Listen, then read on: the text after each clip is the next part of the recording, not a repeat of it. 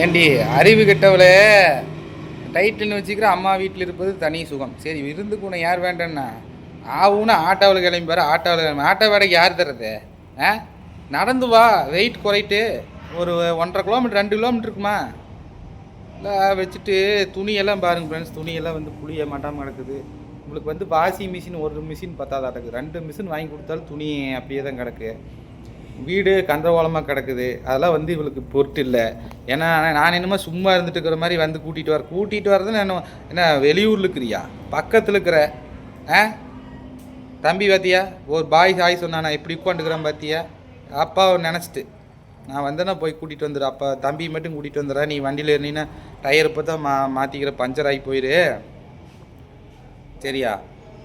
சரி சும்மா தான் சொன்னேன். நீ ஏறிட்டு சண்டைக்கு வந்துடாதீங்க. வாட்டாவில் ஏறிட்டு நான் இப்போ தான் குளிச்சுட்டு எங்கள் துணிமணியெல்லாம் வந்து வாஷிங் மிஷினில் போட்டு துவைச்சிட்டு காய வைக்கிற வந்து பேக் பண்ணி வைக்கிற வந்து எடுத்துகிட்டு போ சரியா.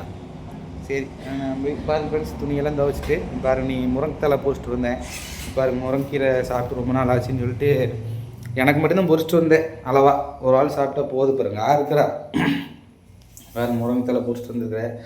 காலேருந்து உண்மையிலேயே வந்து வேலைங்க ஃப்ரெண்ட்ஸ். கொரியர் போட்டாங்களான்ட்டு கொரியர் போட்டு நேற்று மத்தியானமே போட்டாச்சு. கொரியர் ஆஃபீஸ் ஃபோன் நம்பர் வாங்கி வச்சு கேட்டுக்குங்க.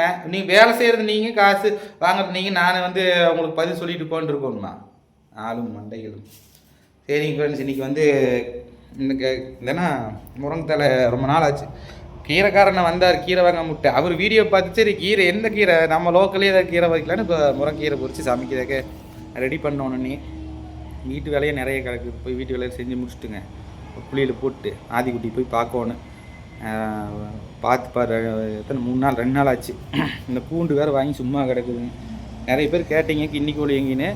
நான் என்ன பண்ணிட்டேன், செடிகள்லாம் இங்கே இருந்ததுனால ஹவுஸ் ஓனர் அம்மா வந்து இந்த மாதிரி நாய்க்குட்டி கோழியில் வளர்த்த வேணான்னு சொன்னாங்களா. அப்புறம் நான் வந்து அப்போ என்ன பண்ணேன்னா, நாய்க்குட்டி வச்சா கோழி குஞ்சு அதில் போட முடியாது. கோழி குஞ்சை போட்டால் நாய் வந்து வெளியே தான் விடணும். அதனால் என்ன பண்ணிட்டேன், நான் நாய்க்குட்டி வச்சுட்டு கோழி கொண்டு விட்டுலான்னு சொல்லிட்டு கோழி கொண்டு போய் வாங்கின பக்கமே கொடுத்துட்டேன். காசும் வாங்கலைங்க. அவர் கோழி இன்னொரு நாளைக்கு வாங்கி காசு எங்கிட்ட இல்லைன்ட்டார். சரி இன்னொரு நாளைக்கு நான் வாங்கிக்கிறேன்னு சொல்லிட்டு வந்துட்டேன். அப்புறம் பார்த்தீங்கன்னா நாய்க்குட்டி வந்து நைட்டி வியாபாரம் பண்ணுறக்கு ஒரு பொண்ணு வந்து லோக்கல்லையே அவங்களுக்கு கொண்டு போய் கொடுத்தேன். அப்புறம் அவங்களே வந்து எனக்கு லில்லி வேணுங்க அப்படின்னு சொல்லி கேட்டாங்க. எனக்கு நாட்டு நாய் பிடிக்காது, அந்த நாய் வேணும்னு கேட்டாங்க. கொண்டு போய் கொடுத்தேன். பரவாயில்ல சூப்பராக ஆக்டிவாக இருக்குங்களாம்மா.